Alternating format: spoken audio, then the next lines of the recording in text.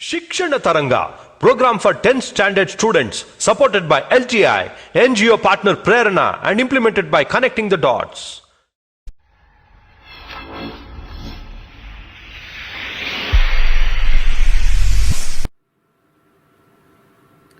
Welcome to a new session of Shikshana Taranga by Cloud Tutors, a program for 10th standard students to prepare for state board exams. Today we will be discussing about the chapter Life Processes.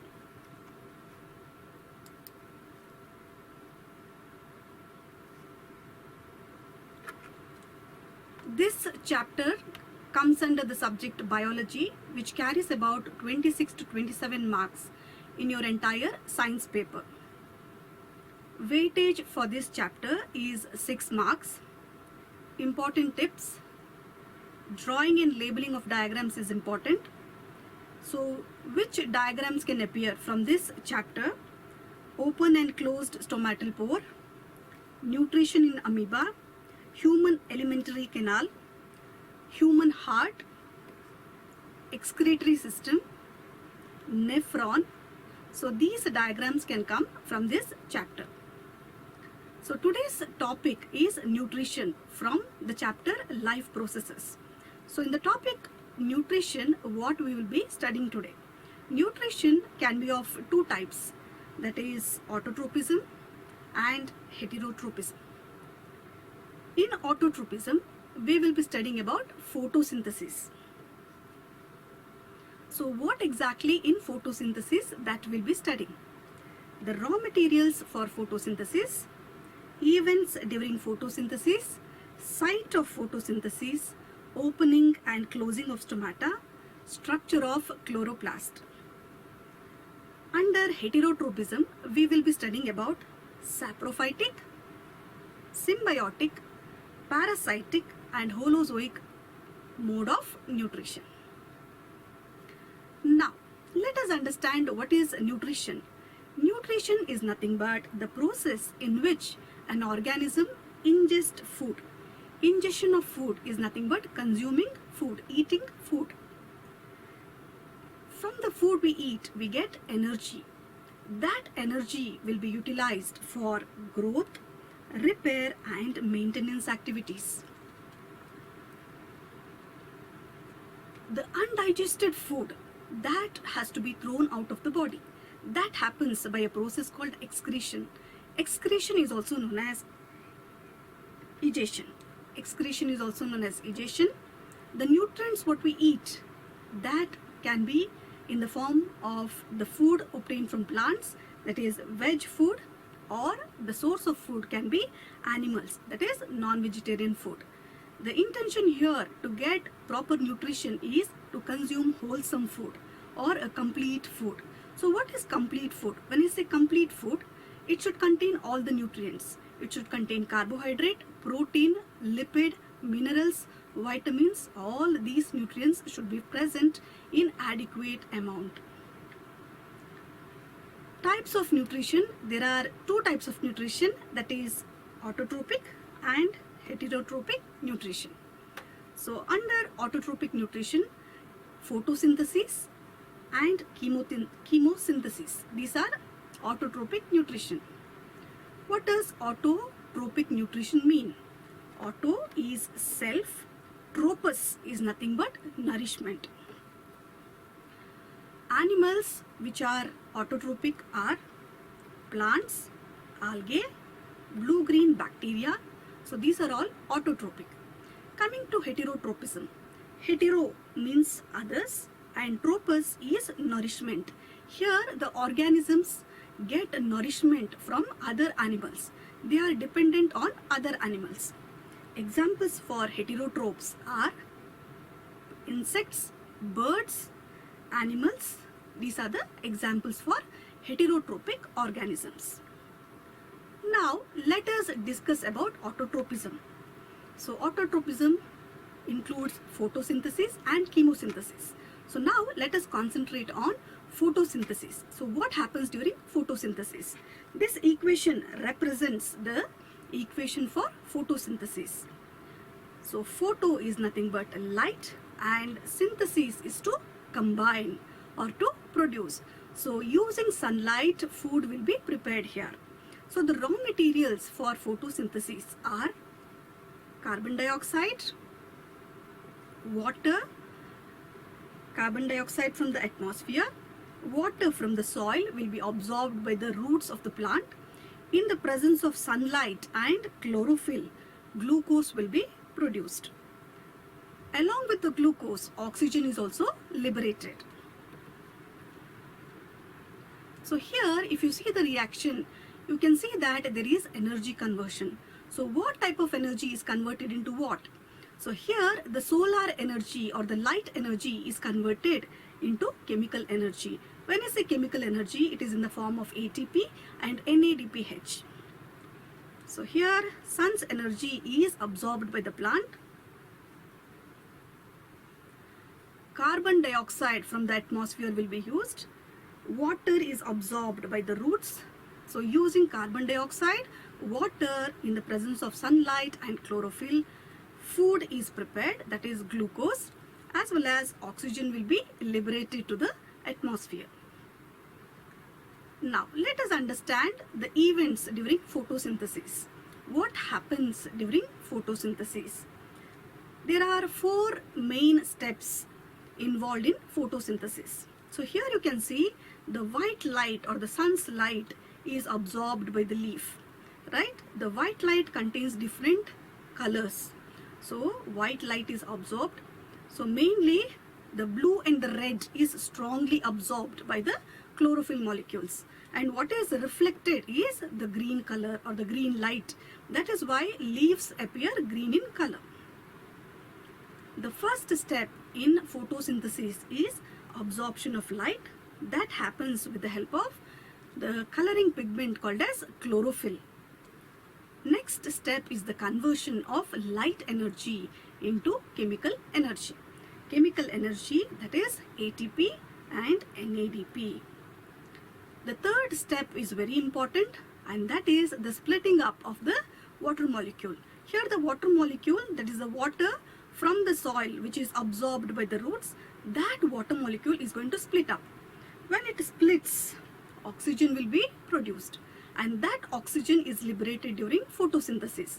So a very important question can appear from this event, that is the oxygen liberated during photosynthesis comes from.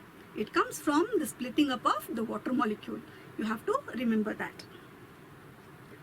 The fourth step is the reduction of the carbon dioxide into carbohydrate. So this is the equation for photosynthesis, where carbon dioxide, water in the presence of sunlight and chlorophyll produces glucose, and oxygen will be liberated. So these 4 steps tells us about the events happening during photosynthesis. This also is a very important question which can appear in your board exam. Site of photosynthesis. So where does this photosynthesis happen? We know that green plants photosynthesize, right? Photosynthesis takes place in green plants. So the leaves are basically green in color. So green leaf, that is the place where photosynthesis happens. It is called the kitchen of the plant, right? So here, if you take a piece of this leaf and observe what are the parts it contains. So the parts of the leaf contain a waxy layer. Outermost layer will be the waxy layer called as cuticle. It is present both on the upper side and the lower side of the leaf. Then comes epidermis.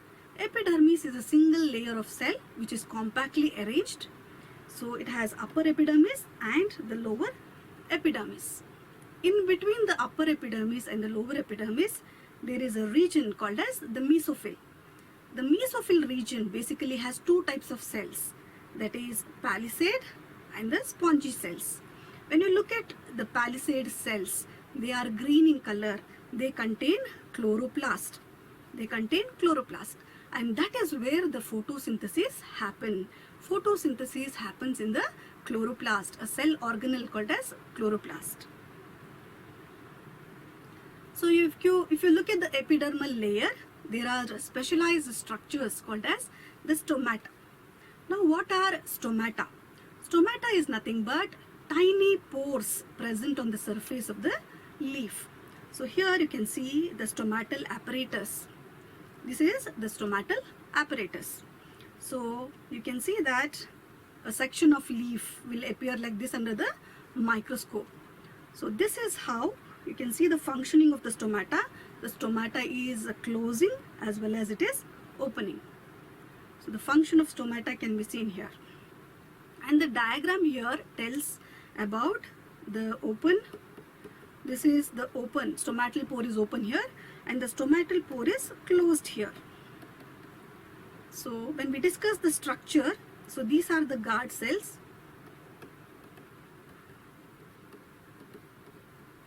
Guard cells, and the surrounding cells present in the surrounding of the guard cell, those are called as subsidiary cells.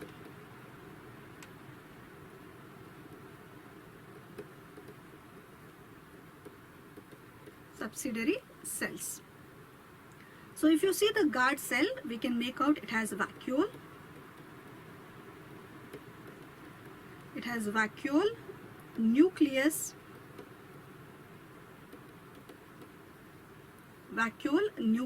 and the surrounding cells are called as subsidiary cells.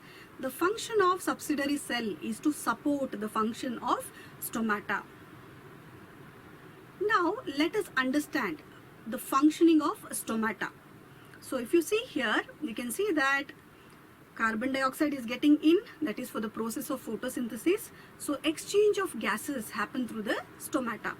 And you can see that the water is coming out. That is nothing but the water vapor during transpiration. Transpiration is the process where the excess of water will be thrown out, or it comes out of the plant in the form of water vapor. So loss of water in the form of water vapor through the aerial parts of the plant is transpiration. So stomata, through the stomatal pore, even the water in the form of water vapor will come out during transpiration. So the main function of stomata is exchange of gases, that is for photosynthesis. The carbon dioxide has to come into the plant, and the oxygen produced during photosynthesis will go out. So this exchange of gases will happen through the stomata, as well as the process of transpiration also happens through the stomata. Now the question is, how does this exchange happen? How the guard cells will open and close? How does the functioning of guard cell affect this process of exchanging gases and transpiration? So opening and closing of stomata depends upon the condition of the guard cell. In the first case here, you can see that the guard cells are turgid. Guard cells are turgid. When I say guard cells are turgid, they are swollen. Why they are swollen? That is because of the entry of water molecule. When the water molecules enter into the guard cells are in turgid condition. When they are in turgid condition, the inner membrane here, the inner layer here are pulled apart, and the stomatal pore is open.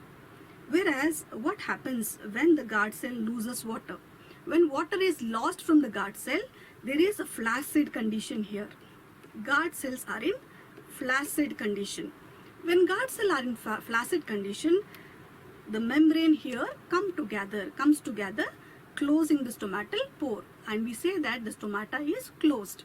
So the concentration of water present inside the guard cell, that determines if the stomata is open or it is closed. Now let us discuss the structure of chloroplast. This is the place where exactly the photosynthesis happens. So the structure of chloroplast. Chloroplast is the specialized cell organelle where photosynthesis occurs. It is a double membrane cell organ. It has a double membrane. It has its own DNA, as well as it has ribosomes. So the outermost membrane, it has a outer membrane, it has inner membrane. Like how a cell has cytoplasm, similarly this cell organelle has the inner fluid layer called as inner fluid matrix called as the stroma. So in the stroma there are membranous structures suspended. So here we have coin-like structures, right? We have coin-like structures here They are called as thylakoid. They are called as thylakoid. The inner portion or the thylakoid, the coin-shaped thylakoid are stacked one above the other. They are arranged one above the other. And this stack of coins or stack of thylakoid is called as granum. Granum, each granum is interconnected with the neighboring granum. So this interconnection is by a membranous structure called as a lamella. Lamella connects one granum to another granum which is present inside the stroma. So this is the structure of chloroplast, and thylakoid is the structure. Inside the thylakoid, the photosynthesis occur. Now coming to the significance of photosynthesis. So why is photosynthesis so important? By photosynthesis we get food. So all the organisms, they get their food by the plants. From the plants we get our food. So what will happen during photosynthesis? Glucose is synthesized, right? Glucose is produced. So here if you see, from the light energy from the sun, here the plants prepare their food, that is glucose is prepared. Now that food is eaten up by the herbivores. Here we have a very small insect feeding on the plant. That plant is going to eat the food prepared by the plant. Now that insect, that small insect is eaten by a larger insect, for example a bug over here. That is going to consume this insect. So what is happening here? The food energy is getting transferred from one organism to another organism, and that helps in maintaining the ecological balance. So this bug will be eaten by the bird here. So it continues, the energy flow will continue in the ecosystem. So ecological balance is maintained since photosynthesis is the process where food is prepared by the plants, and that food energy is getting transferred from one organism to another organism. So ecological balance is maintained by photosynthesis. Next we have atmospheric balance. So when I say atmospheric balance, we are talking about the gases, that is carbon dioxide. So carbon dioxide will be used during photosynthesis and oxygen will be liberated. And the liberation of oxygen is very important because we use oxygen for respiration. Next is energy conversion. Because of photosynthesis, energy conversion happen. So the energy conversion is solar energy will be converted into chemical energy. Then the chemical energy, that is ATP and NADPH, that will be converted into fossil fuels. So when plants and animals die, they die and decay, they will be converted finally after millions of years into fossil fuel. So the energy conversion, that is solar energy, will be converted into chemical energy will be converted into fossil fuel. So there is energy conversion. So these are the significance of photosynthesis. So this is why photosynthesis is very important for us. Next comes the nitrogen fixation. So plants, they absorb many nutrients from the soil which is necessary for their growth and metabolism. For example, nitrogen, phosphorus, potassium, iron, magnesium. These are the nutrients which are essential for the growth and metabolism of the plants. So the question here is that nitrogen, which is abundantly present in the atmosphere, which is about 79%. So this atmospheric nitrogen cannot be directly absorbed by the plants. So how do the plants get nitrogen? So that is by nitrogen fixation. And this nitrogen fixation from the atmosphere is done by the soil bacteria called as the rhizobium, which is present in the root nodules. It is present in the root nodules of the leguminous plant. So what this bacteria does is that it converts the atmospheric nitrogen, that is N2, into the absorbable form. When I say absorbable form, it is in the form of nitrates and nitrites. So these are the absorbable form. So this bacteria rhizobium converts converts the atmospheric nitrogen, that is N2, into absorbable form so that the plants can absorb these nitrates and nitrites.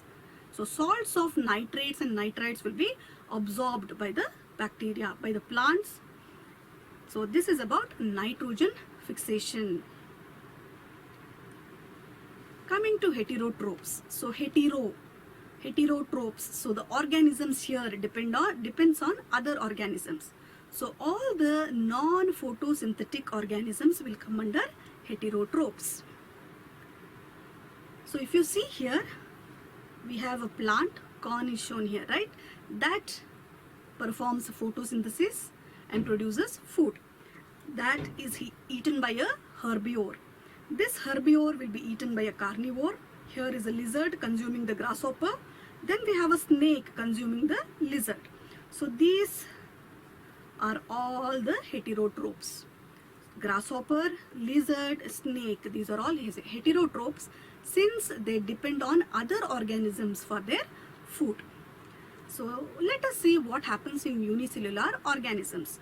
Let us consider amoeba. So how does it get its food?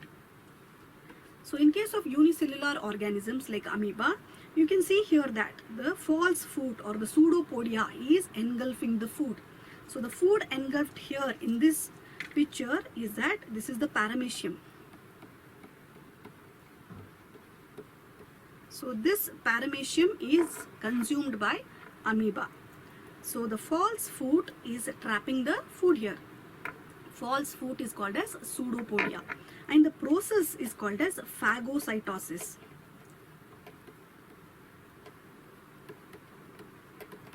Process is called phagocytosis. Through phagocytosis, amoeba gets its food. Next, we have a simple multicellular organism, that is fungus. So this is the typical structure of fungus. It has hyphae, okay, thread-like or hair-like structure called as hyphae is there. If it has septum, then it is called as septate hyphae. So what happens in case of fungus is that the mode of nutrition in case of fungus is saprophytic.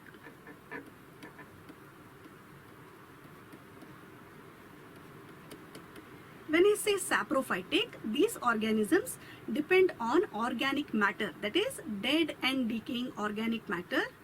So the plants and animals which die and undergo decomposition forming organic matter, that will be fed by this fungus. Fungus will feed on those organic matter.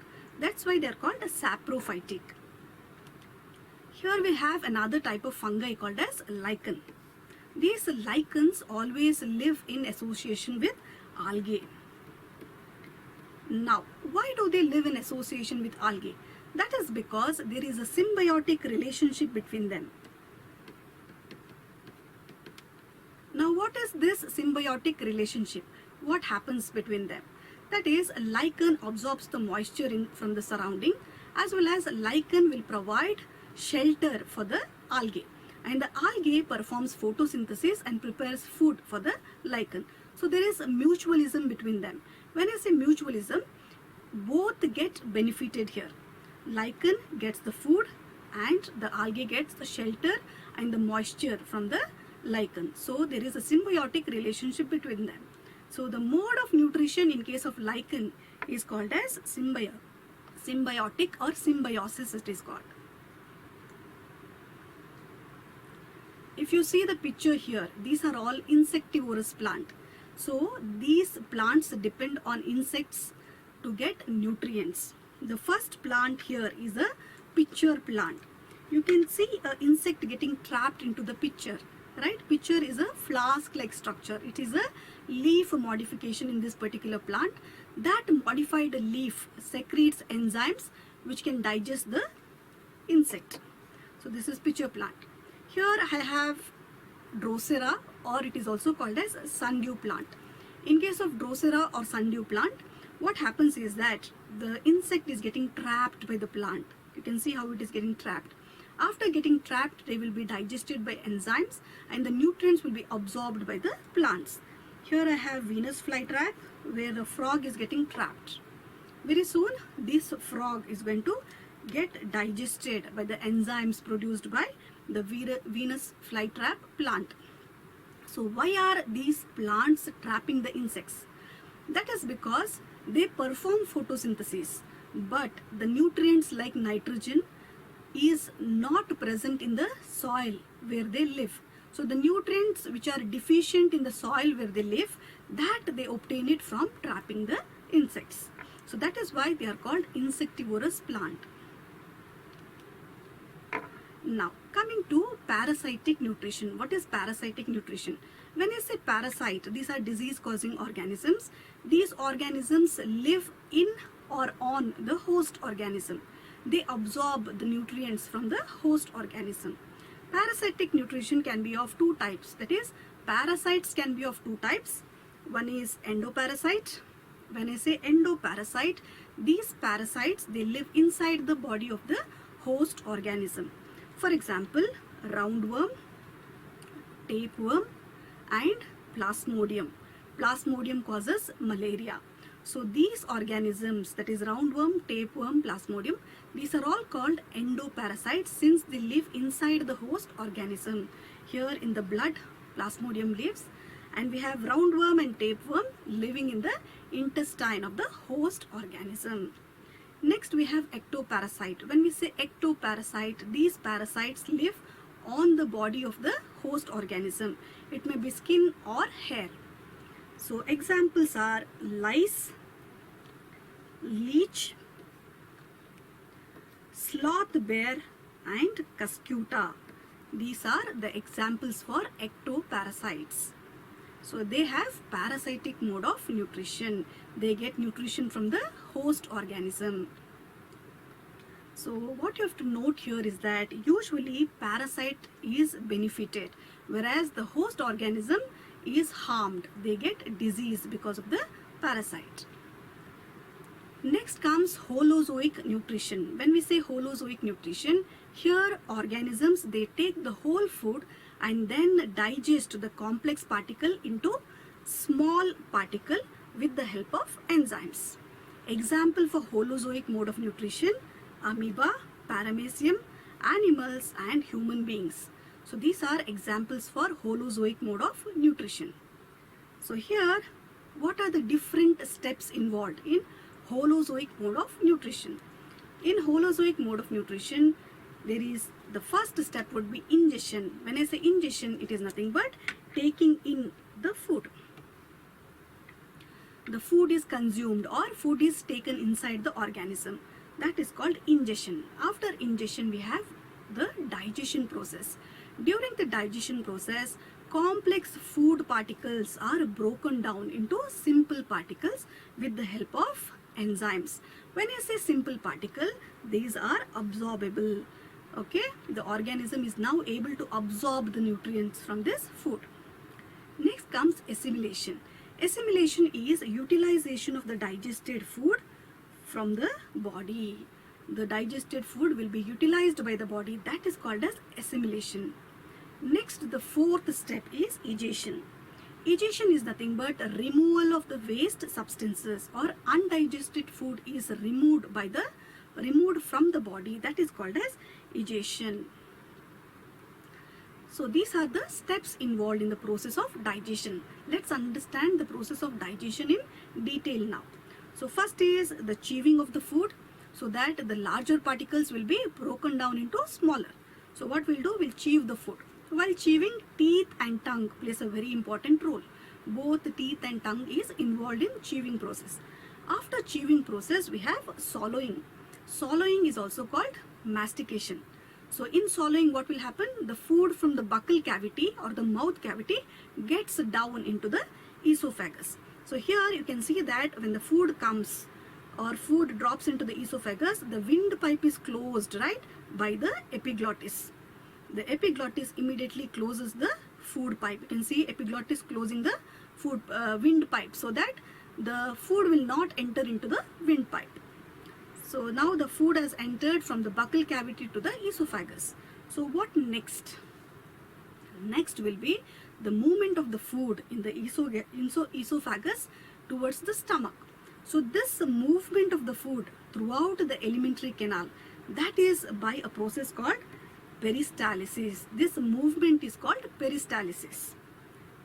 Once the food reaches the stomach from the esophagus, you can see here, it reaches the stomach immediately closes here, right? That is with the help of a muscle called as lower esophagus sphincter.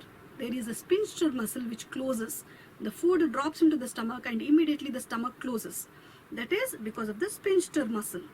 This movement or this process here, the closing of the mouth, that helps in preventing the acid from the stomach getting into the esophagus. So what is peristalsis?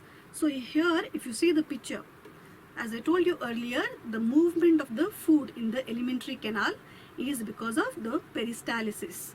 Now what happens during peristalsis is that the muscles contract and relax. So when they contract, area of contraction is formed. When they relax, this is the area of relaxation. So this contraction and relaxation of the smooth muscles, which are involuntary, so that leads to the movement of the food in the alimentary canal. That is how the food is pushed in the alimentary canal. Now, coming to once the food enters into the stomach, what happens in the stomach? Let's understand that. Once the food enters the stomach has gastric glands. Gastric glands, they secrete gastric juices. Now, what are these gastric juices? When I say gastric juices, it contains hydrochloric acid as well as pepsin. So, due to the presence of hydrochloric acids, that is, the hydrochloric acid released from the gastric glands, an acidic environment is maintained in the stomach. And due to acidic environment, the pepsin enzyme gets activated. So I can say that the pepsinogen, which is the inactive state, inactive pepsinogen gets activated with the help of acidic environment. So pepsinogen gets activated into pepsin. Next, the pepsin digestion. Pepsin, it digests the protein present in the food. There is also something called as mucus, right? A fluid slimy layer present in the inner layer of the stomach. So this mucus, it protects the inner layer of stomach, preventing digestion of the inner layer of the stomach. The digestion of the inner layer of the stomach by the acid is prevented because of the presence of mucus. So this is what happens in the stomach. So altogether what happens, the acid chyme is produced. So these are the important parts for digestion of food. So once the food bolus, okay, the chewed food is called as bolus. Once the bolus enters the stomach, what will happen? It reacts with the hydrochloric acid and pepsin, forming acid chyme. Now this acid chyme has to be treated with different enzymes. So from where these enzymes are coming? These enzymes come from the liver. Liver produces bile juice. The bile juice produced by the liver is stored in the gallbladder. So that bile juice will enter into the small intestine. That is in the starting point of the small intestine, which is called as duodenum. So in the to the duodenum region, the bile juice is released. Bile juice basically contains bile salts. Similarly, the pancreatic juice also enters into the duodenum region of the intestine. So now let us see what reactions happen here in the duodenum region. So before understanding the reactions happening in the duodenum, let's just see what happens, how is the structure of the small intestine. Small intestine basically has villi and microvilli, the inner layer of the small intestine. So this villi and microvilli, it increases the surface area of the small intestine, and this helps in better absorption of the nutrients. So you can see here, these are the villi and these will be the microvilli. So villi and microvilli, they increase the surface area for absorption of the nutrients. So now, what is emulsification? What do you mean by emulsification? So as I told you, food also contains fat which has to be digested. So in the duodenum region, when there are complex lipid or food or the fat in food. Those are in large globules. Those are in the form of large globules. Now, lipase enzyme, which comes from the pancreas, that cannot break these large globules. So these large globules have to be converted into smaller globules, and that is done by the bile juice. Bile juice contains bile salts. So bile salt will act on the large globules of fat and convert them into emulsified fat droplets. All these happens in the duodenum of the intestine. So here, if you take bile salt, it has hydrophobic and hydrophilic regions. So that helps in breaking down the large globules of fat into small fat droplets. Now these small fat droplets that can be digested by the lipase enzyme, which is released by the pancreas. Now, stages in carbohydrate digestion.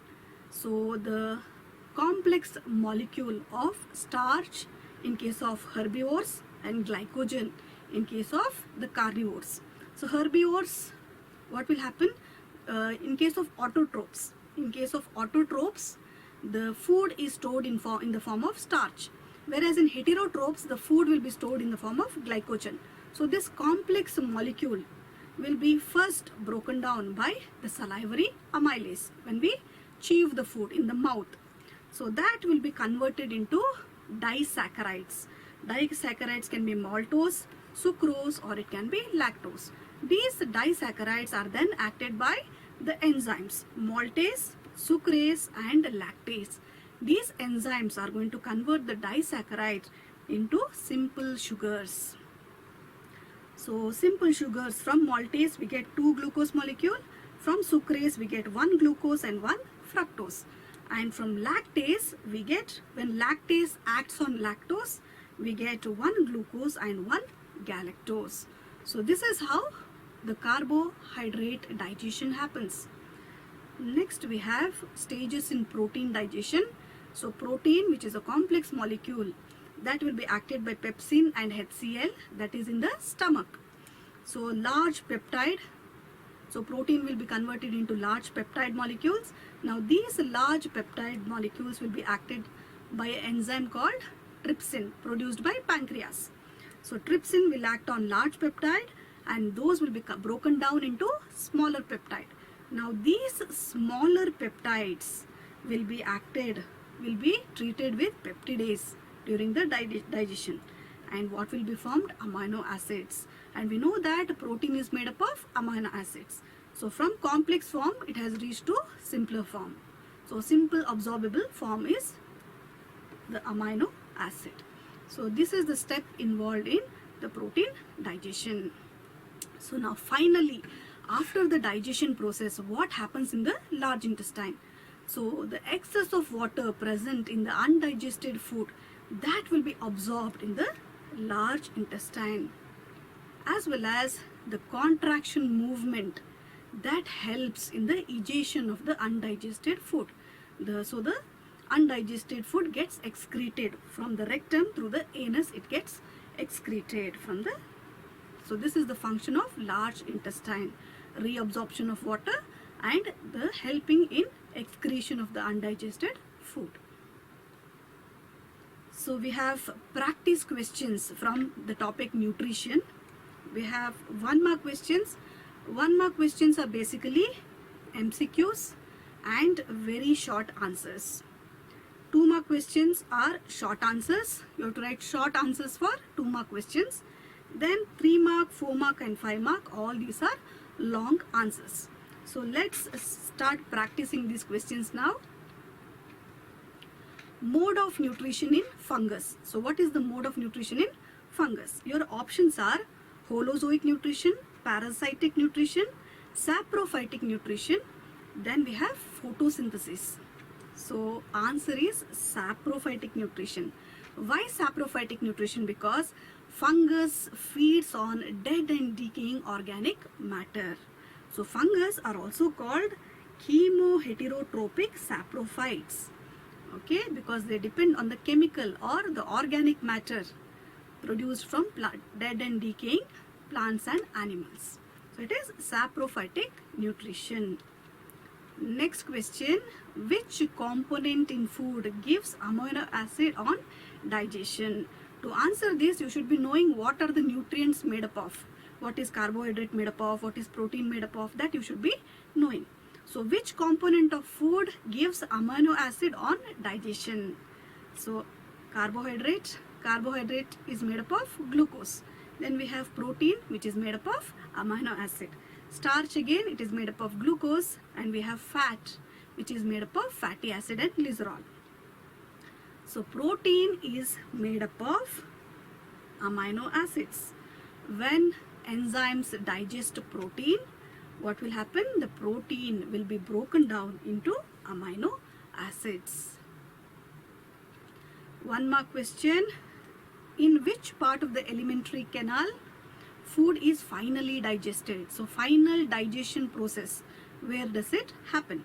Options are stomach, mouth cavity, large intestine, small intestine. So we know that the final digestion process, so digestion starts from the mouth, right? Starts from mouth, then goes to stomach. Then the process is in stomach. After stomach is the small intestine. So absorption of nutrients happens in the small intestine. So digestion is completed in small intestine. So complete digestion takes place in small intestine. Absorption of nutrients begin in the small intestine. And you should be knowing large intestine, only reabsorption of water happens in large intestine. So the complete process of digestion takes place in small intestine. Oxygen liberated during photosynthesis comes from. So we discussed about the events of photosynthesis, and there are basically 4 steps. If you remember the third step, right? Photolysis of, so the option here is carbon dioxide, water, oxygen and chlorophyll. So the oxygen liberated during photosynthesis comes from photolysis of water. So it comes from the water. So hydrolysis of water takes place during photosynthesis. So lysis of water, the third step in photosynthesis. So water is the answer. Next comes, which component in plant absorbs sunlight? Component in plant: hemoglobin, chlorophyll, carbohydrate, minerals. So we know that in green plants absorb sun's energy, right? So it is because of the chlorophyll molecule which absorbs the. So chlorophyll allows plants to absorb light energy. Chlorophyll absorbs mainly or strongly blue and red light portion from the electromagnetic spectrum, that is white light. From the white light, the blue and the red light is strongly absorbed by the chlorophyll molecule. What is needed for digestion of protein by pepsin?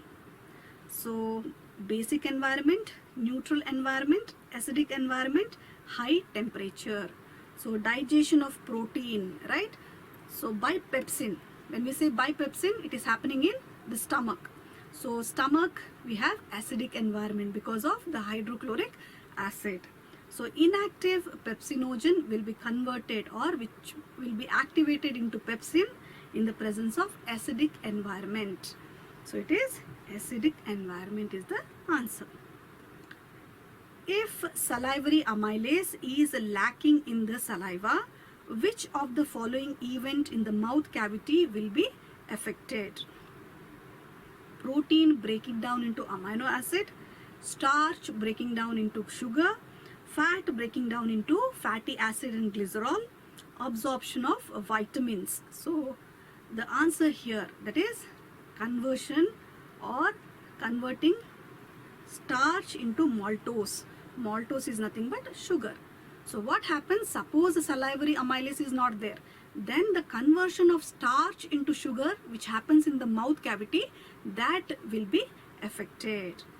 So amylase converts starch into maltose. Maltose is a sugar.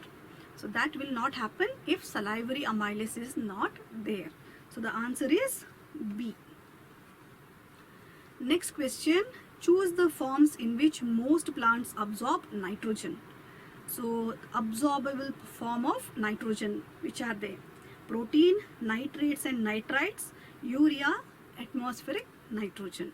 So the absorbable form is nothing but nitrates and nitrites. So the bacteria rhizobium present in the root nodules of the leguminous plant fix the atmospheric nitrogen into absorbable forms of nitrates and nitrites. So answer is B. Which part does amoeba use to take in food? So I had showed you the picture also, right? So which part does amoeba use to take in the food? Cilia. Is there a cilia for amoeba? Flagella, false foot, and D is mouth. So obviously it is false foot, which is also known as pseudopodia. So for locomotion and food, amoeba uses false foot called as pseudopodia. What is needed for autotropism? So autotropism is nothing but photosynthesis, right? So what is needed for photosynthesis? Water and carbon dioxide, sunlight, chlorophyll, all of the above. So if you remember the equation for photosynthesis, all these, that is water, carbon dioxide, sunlight, chlorophyll, all are required for photosynthesis to happen. If one ingredient from this is missing, photosynthesis will not occur. So all of the above. Photosynthesis will not occur if any one of the material is not available. Which part of the brain controls peristalsis in alimentary canal? So peristalsis is an involuntary movement, right? That is controlled by which part of the brain? That is by the medulla. So medulla controls the peristalsis movement, which is an involuntary movement. Now, which nitrogen fixing bacteria is found in legumes? So this is a leguminous plant, okay, it is a pea plant here. So here in the root nodules we have a bacteria, and that bacteria is called as a rhizobium.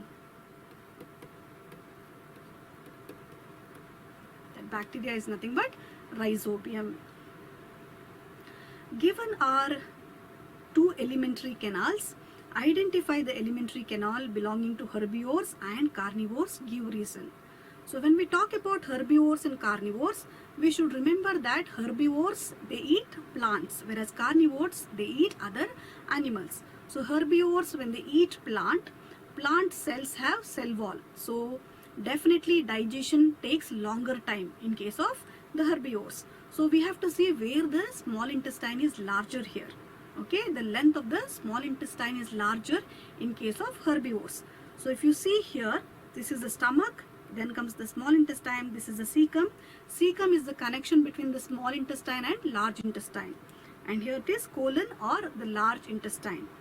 So what will happen here? In case of A, we have small intestine and cecum is very small over here. Here cecum is very large. That means that the food gets to stay longer in the small intestine because the digestion process needs more time in case of herbivores. So B is herbivore, alimentary canal of the herbivore. And A will be the alimentary canal of the carnivore. Alimentary canal of the carnivore will be A. B is the alimentary canal of herbivore. Next question. Which organisms do not need specialized body parts? So specialized body parts in the sense respiratory system, digestive system, those systems are not needed. So answer is the unicellular organisms. We have paramecium, amoeba, euglena, all these are unicellular, single cell. They are made up of single cell. So what happens here is that the entire body surface is in contact with the environment. So through simple diffusion process, nutrition, respiration and excretion happens. In case of the unicellular organisms, no specialized body parts are present because through simple diffusion, nutrition, respiration and excretion can happen. Now coming to 2 marks question, So write the steps involved in photosynthesis. Basically there are 4 steps involved in photosynthesis, that is absorption of light by chlorophyll, conversion of the chemical solar energy or the light energy into chemical energy. When I say chemical energy, it is ATP and NADP. Then the third step is splitting up of the water molecule, producing oxygen. Now the fourth step will be reduction of the carbon dioxide into carbohydrate, and this is the overall reaction that you have to write for photosynthesis. Carbon dioxide from atmosphere, water in presence of sunlight and chlorophyll produces glucose and oxygen. So the whole reaction has to be written for 2 marks. So these steps you have to mention. So next 2 mark question, which among A and B are autotropic and heterotropic? You have to find which is autotropic and which is heterotropic here. So give reason, you have to find the reason also. So they say organism A stores food as glycogen, whereas organism B stores food as starch. And we all know that in case of A, that is stored food is glycogen, that is in case of heterotrophs. Okay, in case of heterotrophs, the stored food is glycogen. So glucose obtained from the food we consumed is stored in the form of glycogen in the adipose tissue. Next B, it is a autotroph. Why? Because in case of autotrophs, the glucose produced during photosynthesis will be stored in the form of starch. So A is heterotropic, B is autotropic. That should be your answer. Where can you find salivary amylase? What is its function? So salivary amylase is produced or secreted by salivary glands, and it is secreted into the mouth cavity. Correct? It is released into the mouth. Now what is the function of that? Function will be, it helps in swallowing the food, as well as salivary amylase will convert the carbohydrate or the starch into sugar, that is maltose. That you have to write. 2 functions are there, right? 2 functions, and where it is found, that you have to write. This is for 2 marks. Next we have, how is small intestine designed to absorb digested food? For that you are going to write, there are millions of finger-like structures called as villi and microvilli. So due to the presence of villi and microvilli, what will happen? The surface area for absorption increases in the small intestine, and there are minute blood vessels inside these villi. So that helps in absorbing the nutrients. So these 3 points have to come in your answer.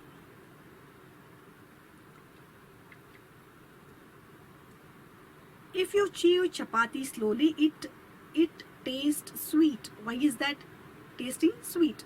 That is because during chewing process we use saliva, right? So while chewing, saliva is released, and saliva contains salivary amylase, right? So chapati has starch, which is carbohydrate. That starch will be converted into sugar by salivary amylase, and that's the reason chapati will turn sweet if you're going to chew it for a longer time. Okay, now which external raw material does an organism use for its growth? So external raw material used for growth. This is for 3 mark. So what you have to write for this is, the external raw materials are, one is food. Food we need for energy as well as bodybuilding, and food we get it from outside.